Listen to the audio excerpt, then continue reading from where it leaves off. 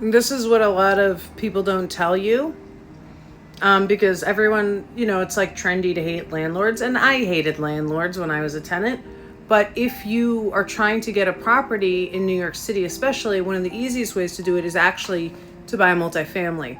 And the reason is because when the banks and the mortgage underwriters are looking at you as an applicant to give you capital, to give you a mortgage, they count the prospective rent of those tenants.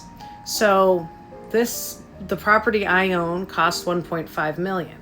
If that was just based on my income, I think and I was making good money at the time, but I would not qualify for 1.5 million. I think I would have qualified. It was a good amount. It was like maybe it was like 700,000 or something, but it was not 1.5 million based on my income if I wanted to buy a single family home.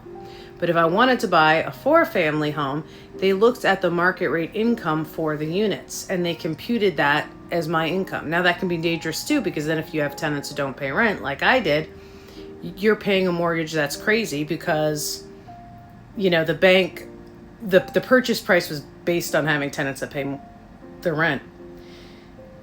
I think it's interesting because a lot of landlords in New York City are actually small landlords, and that is because it is not accessible for a lot of people to become single-family homeowners out here, where a single-family home is going to cost not that much less than a multifamily home.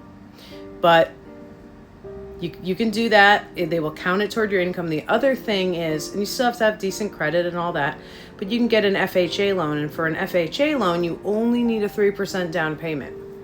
So we didn't end up doing that, but that's a whole other story. But that was always my plan. I was like, okay, you can save a little something. You can also take out